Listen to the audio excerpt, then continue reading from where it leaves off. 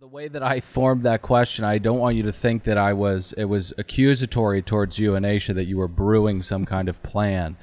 Is Jamie the worst person who's ever managed you in your whole life?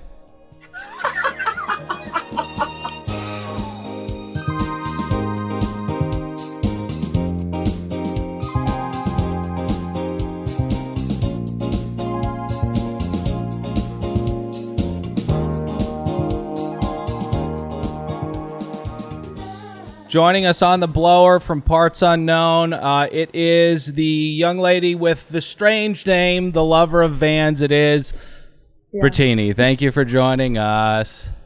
Thank you for having me. I'm really excited. You guys have good energy. Oh, okay. Oh, sorry. Should we talk about it? No. Do you think we should talk about it? I think you have to address. Did I just bring up something? No. No, a fan fell on the fucking ground like we just had a 7.3 earthquake. I think we need to talk about it. Because otherwise the people think Pat is dying. Yeah, no, I'm fine with them thinking I'm dying. No need to explain it away. It's hot in here, Brittini. Just as long as we do not confront Pat about how fucking hot it is in here. But anyways, we have to talk to Brittini. This is the most important part of paramount importance. Yes. As Brittini is here. We have a lot of really good questions for you, I think. I didn't sift through any of them. But we always start with the most boring question imaginable. Pat, take it away. I don't think it's boring at all, Dylan. I completely disagree with you, and I think a good portion of the audience disagrees with you. Brittini, how the hell did you end up on this show? Oh, cute. Honestly, I think I was the only one on the whole cast. I could be wrong, but from my knowing, I was the only one that actually reached out to producers and to like Below Deck, and I actually applied to be on it. A lot of the people get scouted. So for me, it was like a full fuck yes body decision of like, I want to be on Below Deck. You're a walk-on. I was like, I'm going to make this happen. And I'm. Oh, God. Oh, no, she's frozen. She's frozen. All right, we're back. Some technical difficulties. Dylan and I are going to fist fight in the parking lot after this, but we will have gotten pulled off an interview. I don't think there's anything you could have done, Pat. We could have set the air conditioning up right, given that I went online, paid for it, and sent it to the location that was convenient for him. But Nick, when you walked in, was it set up? He could not find the time to set up the air conditioner properly, you idiot. How often have you heard the song Teeny Weeny Yellow Polka Dot Bikini? I've never heard that until now, so... You should put it in the arsenal. It's a real song, and your name rhymes with it. So we have a ton of fan questions to get to. Pat, take it away. Okay. Well, I guess number one question is: Did you ever go back to school to get an education to be a captain? Not now. No. Mm-hmm. No. Not now, no. Gotcha. Because I guess the best part of the final episode was when Hot Captain Jason comes over at that table, backhands Jamie and Culver with, well, I don't even think it was a backhanded compliment. It was basically just a slight. Said, I don't know what your future is, but definitely Brittini has a future in this industry. I know. That was very, I didn't know, as you could see, I was, teary-eyed because it was, so unannounced.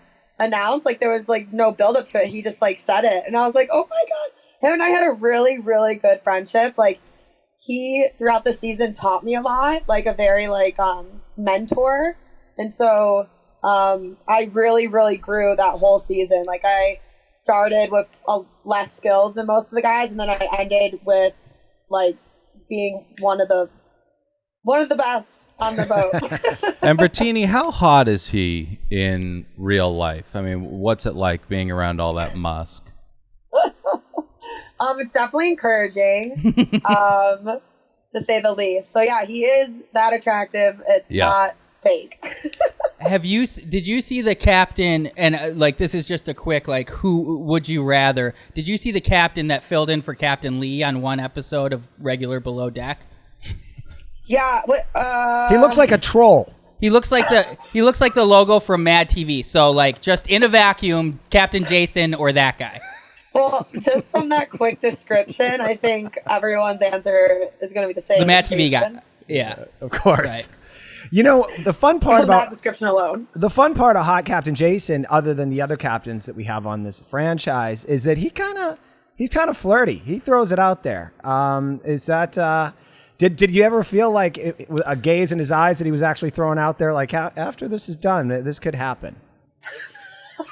What a great question. Personally, for me, like I just never allowed that thought to go because, like, I still call him Captain. Like I really don't call him Jason. I just always had that like firm line. So for me, no. Okay, so let's talk about Bitchgate. I love that you call it that. I call it just bitch. Yeah, he just calls it bitch. So how long of a history did we have here? It was a hell of a narrative. I think, did it take place over? There's a bit of a time warp watching Below Deck. I think you guys work for 10 days, and then they stretch it out to 17 episodes somehow. But how many days was this kind of stewing? Nice. It honestly really wasn't stewing. It was just one night. When I called him a bitch, it was like, I didn't even remember because it's so like nonchalant and like that's just such a normal word for me that like I didn't take it as seriously as like I now see it as. Sure. I didn't think it was like a huge trigger point. So that happened, and then I guess it happened to Aisha separately, and so her and I just found out that together in the van, and so that's when we discussed it. It wasn't really ruminating. So when her and I like were found out in the van together that we both had that like occurrence with him, we're like, what? Like it's just such a bizarre thing for us. So I'm looking forward to hopefully we can talk with Jamie and kind of understand who he is and peel back the layers. But I do believe, I don't have a degree in psychotherapy, but I do believe he hates women. Yeah, and that, the way that I formed that question, I don't want you to think that it was accusatory towards you and Aisha that you were brewing some kind of plan. Is Jamie the worst person who's ever managed you in your whole life?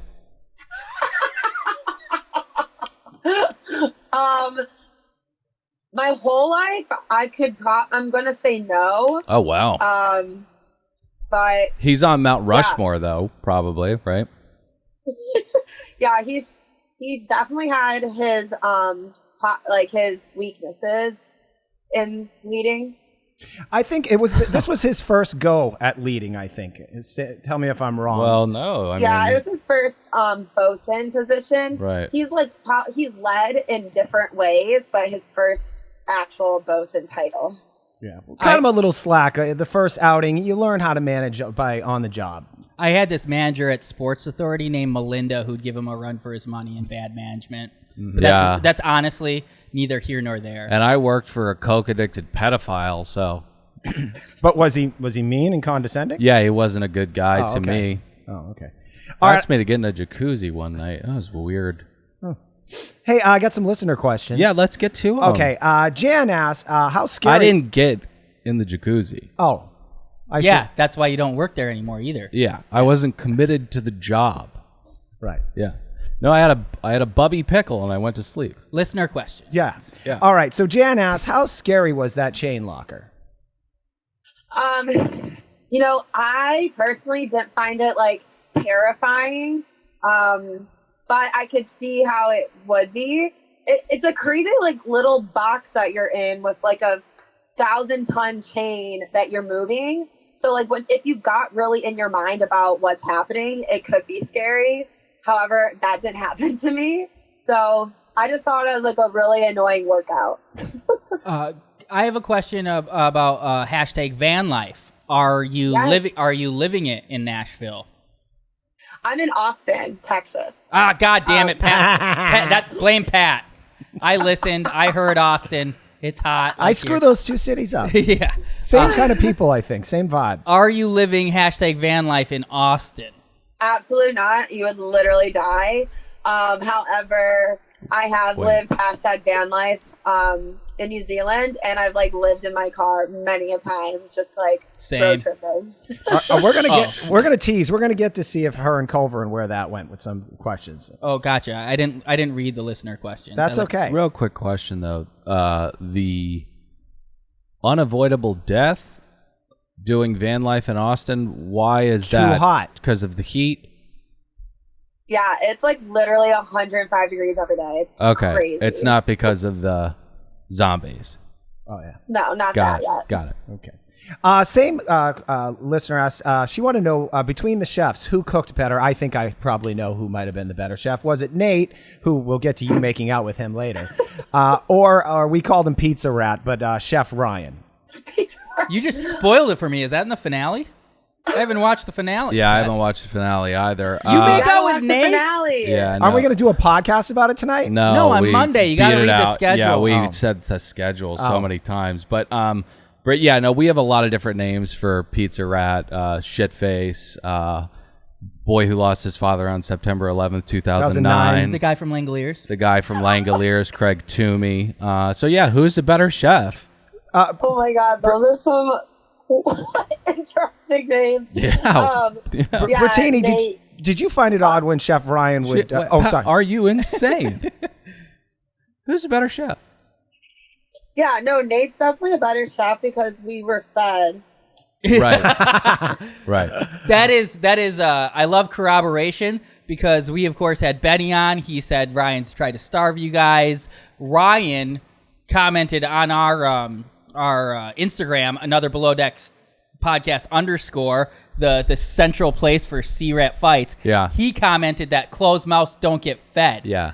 Which I think they usually do if you're a chef. Now, the implication was that you guys did not say anything or voice any frustration or complaint about not being fed, which, coming from the mouth of Craig Toomey of the Langoliers, sounds like it's a bit of a fucking lie. But can you talk to us about how the season went, not being fed? Were you guys voicing it? What was going on? Yeah, the chef position's a difficult one to like bring up because like if I as a deckhand have something that I'm annoyed about with the chef, it's almost like just because I'm the deckhand, there's not much room for me to voice that. It's really the captain's the only higher up than for someone to like say anything that he would actually like listen to. It got to the point where we literally had to get protein bars and we ate like 3 protein bars each a day. Because like we were just eating like tuna fish salad. That was it. It's astounding the position of power you can be in just based off a couple years of flipping pizzas. You know? Yeah. You establish such a place in the hierarchy out on the sea that no one can even say anything to you just because you've baked a couple pies. Well, Dylan, he lost his father on 9/11. Yeah. 2009. So, obviously still, look what it did to Pete Davidson, Yeah. So anyway. All right. And all of us have strained relationships with their fathers, so we can throw stones in glass houses. Sure. Mine's dead. Ask me when he died. How he died. I think 2013. Anyway. All right. Brittini, multiple listeners. But Brittini asked how he died. Oh, I think a heart attack or something? Big fat guy, huh? Yeah. He didn't eat right. Bless. So Sarah, multiple listeners asked this question, which I think it's wildly inappropriate. But Sarah Stribling asked, did Brittini finally get laid after she left the boat? LOL. And again, that was the listener, not Pat. Yeah. No, great question. I would love to talk about that because that's actually so good. This is the thing when you work on a boat as a female deckhand, is that being a female deckhand, and I wrote this on my Instagram, is that there's not a lot of room to be in your feminine. You're very much kind of like conditioned to just be very in your masculine. And so that feminine, like flirtatious energy is very much told isn't appropriate. And, you can't just like masturbate or self-pleasure yourself. Which this is probably why you kept exposing yourself in the van rides. Oh my God. Well, I did that just out of shit because I knew that they couldn't show my boobs. So I was like, I'm just going to show them all the time. Well, also, knowing that they can't show them. So I bet the editors had a good time. But yeah, like I just like wasn't able to use the feminine energy in that way. So like in that time, I was just like there was like nowhere to like put it, not even like flirtatiously, because I got like in trouble for doing that. So Yeah. I just got to a point where I was like, all right, well, Embrace the animus. Well, this is why those nights out, when they have, 6 hours before a new charter starts, they're out getting wasted till 3 a.m. It's like shaking a champagne bottle and it explodes. It all goes crazy for 6 hours because they've been all bottled up. Tension and release. That's what the producer of the Adam Carolla show told me makes a good song and also a good season of Below Deck. Nice. yeah, it's a great technique that they do. So I don't want to be insulting, but I do want to just talk to you briefly about your name. What's up with that? Yeah, my mom honestly told me that martinis were really popular in the 90s. Oh, like, nice. Sex and the City came out, and that's when like green apple martinis and all this came out. So she wanted something funky, and my dad wanted Brittany, and so my mom came up with the spelling of Brittini, Got it. and that's where that is. I honestly was called Brittany until I was in high school, because my mom got really annoyed of correcting little children when I was younger to Brittini. Sure. Yeah. So I was the one that chose to fully like step into my name when I went to college. Good for you, and what cowardice of your mother. She was the one that made that bed for you, and you had to lie in Right, it, and yeah. she just gave up the fight. She fucking tucked and rolled Yeah, out of the she did a car. really good job at being a single Otherwise, parent. So yeah. other than that, And just FYI, quick errors and omissions, the song title is actually Itsy Bitsy Teeny Teeny Weeny Yellow Weeny. Polka Dot Bikini. oh yeah, no, I know that song, but I've never had someone sing my name in it. Oh. Yeah. Oh. Yeah, well, that's how you do the play on words, Yeah, I thought she hadn't even heard the song, which would be pretty illuminating. Next question, listener question. Christina Karma. I think this is Rena. going well. She's having a good time. Yeah. I don't know if Below Deck fans are going to get a lot No, of it. I think this is really going well. Did you notice Magda was always on her phone?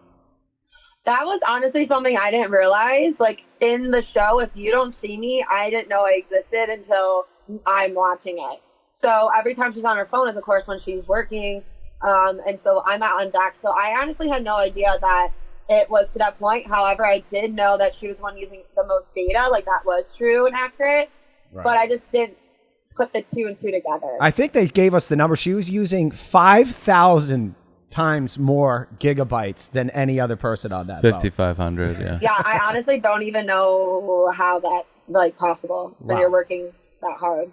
Well, she wasn't working that hard, She right? had a 6K camera she was FaceTiming with. Kayla Benson Laird wants to know how has to look terrible good. how terrible was it seeing that brother and sister team in the hot tub Oh, yeah. on the phone with their I was kind father? of confused. My brother and I are really close in age as well. And I was just reflecting on my and his relationship. And even though like I'm flashing my tits in the van and like I'm very carefree and free spirited, like my brother doesn't even go on my Instagram, So it's like he doesn't even want to see it. Sure. So I was just like kind of like baffled. Wow, they seemed pretty damn comfortable with it. Like it's just something that. And what Yeah, was FaceTime dad. what was the deal exactly with her drinking specifically? Like, did she come on the boat saying she was never going to have another drink, or like, I don't know. It almost made me a little uncomfortable how quickly she fell off the wagon and then started making horrible decisions and ruining your little boatmance. Yeah. Yeah. I mean, I've definitely been there where I was like, oh, I'm not going to drink. And then you're like, all right, I'm going to drink. So I think Yeah. it was really just that. And it's just unfortunate that like she put it in her preference so that everyone was very well rehearsed of like, okay, don't get the primary alcohol.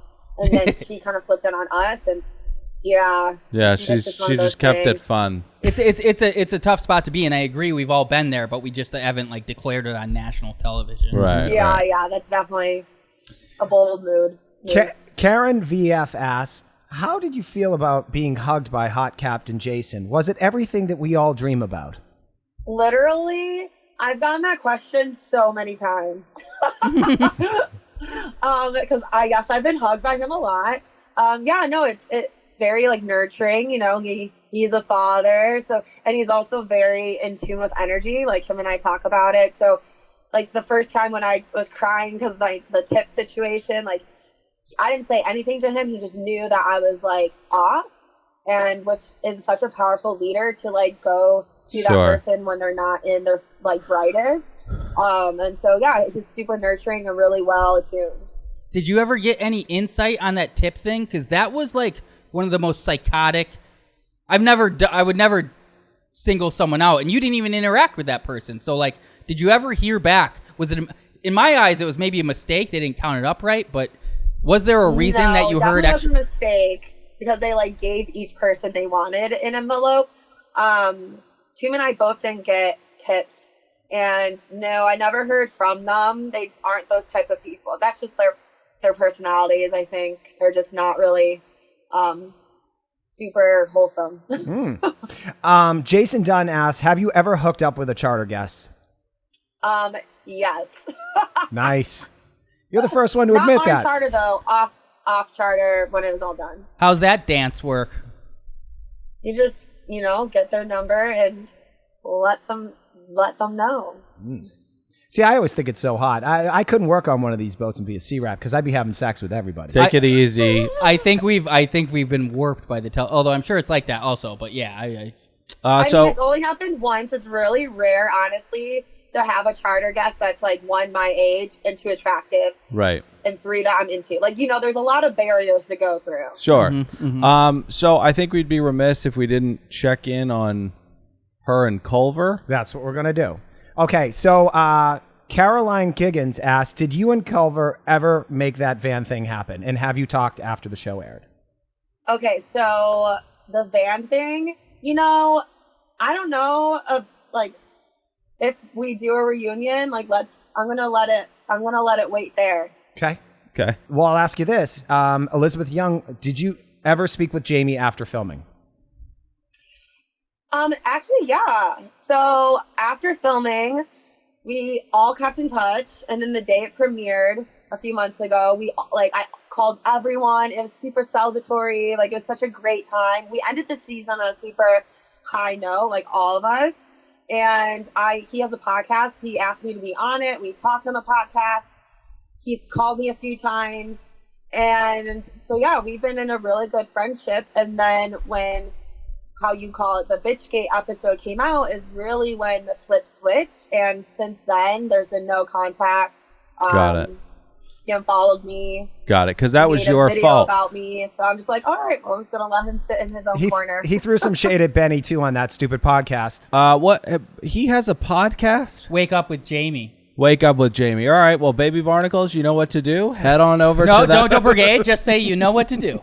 Well, I just wanted to get a little bit more specific. We don't want a brigade. It's not a brigade. I'm not saying leave 1 stars. I'm saying leave 5 stars and say you know what you're doing. Stop it now. Oh yeah, that's good. That's good. God. What better way to prove you're not a bitch than to ghost people when you hear them saying Right. bad words about you. Right. All right, so we're wrapping it up with just a couple more questions. Aaron Thomas wants to know, would you ever come back for another season? Yeah, I mean, I will never say never. It's definitely I'm going to choose, I will have to sit with myself and see where I'm at in my own personal life to see if it's in my highest alignment, I love some of your introspection. One line that stuck out to me from the season, and I've repeated it to people like it was my own advice, is why is Jamie lashing out of people and getting so angry he was called a bitch? He should be looking inward and finding out why that makes him so upset. And no question, but great line. And yeah, he was not outlook. operating at his highest alignment. Yeah, thank you. It's inner work, and it's an amazing, really at the end of the day, triggers are just an invitation for you to look inward and be like, oh, okay, why did that bother me? It's a great invitation to go more into yourself. I off-cite the book by you're never a former Navy SEAL unless you get by Navy SEAL Jocko Willink, Extreme Ownership, and it's essentially the same thing. Oh, I thought you were going to say The Way of the Warrior Kid. I love that. David Lode asks, and we're wrapping it up here, who is your favorite coworker on the boat? Tumi. Oh my God. They didn't really, Tumi and I were best friends. Every morning I would roll off the top bunk and roll on top of her in the bottom bunk and say, good morning. You keep going. So her and I and still we talk all the time. We had a really good connection that we've carried on throughout. These boats have quite the chasm of personalities and character. I think I'd get probably in a physical altercation with Pizza Rat, spending 10 minutes with him. But with you guys, I think I could move in a house with you and live with you. it's crazy, all these different personalities. I guess that's what's fun about the show. Who are you still in contact with from the show? Well, me, Tumi, and Aisha have a consistent communication together, and that's been consistent since we ended. And then Benny and I, for sure, he's so fucking funny. And then actually, I just talked to Culver today. We chatted on the phone for an hour, so that was really good to hear from him. So I'd say those. And like I checked in with Magda. I basically talked to everyone. There's just a few that I don't feel need to have my time. Brittini, who was the hottest guy on the boat? Like we did an interview with Benny last week. I thought I was talking to Brandon Lee, the one who's still alive. Really good looking guy. It seemed like no girls were after him on the boat, but when you meet him in person, I will have to say, when the season ended and like everyone just kind of got into their normal clothes, and every single day we were just ourselves, and we weren't like under like pressure or like working and like always being on. Benny definitely has a swag to him. Oh, yeah. That like almost couldn't come out working. Like he has a very relaxed like island vibe, which, as you can see, the first few episodes wasn't really welcomed. And so when he was able to fully be himself, I was like, okay, Benny, I see you. So yeah, for sure, he has something to him. Mary F. Kill, Jamie, Hot Captain Jason, and Benny. Don't put Jamie in there. She's gonna kill Jamie. Oh, Jason, for sure. Yeah. She just played half. I wanted to say about Benny, like I saw that. I felt like there was one scene where he was like, "Oh, I can't wait for the new stew to come on. I hope she's good looking." And it seemed like you and Tumi laughed in his face. But he sounds like quite the coxman who's getting laid in like weird orgies at yoga camps. The man's doing well for himself. He has some good stories for sure. Brittini, thank you so much for spending a little bit of time with us. We appreciate your candor, and everybody get ready for Bravo. It is swimming away from Peacock and hitting the airwaves on Bravo. Real time, real life, baby. Subscribe to the podcast, tell your friends, tell your family, join us on patreon.com/Another Podcast Network. And Brittini, do you have anything to plug before we head out? And a couple of last words from Pat and Nick. Sure.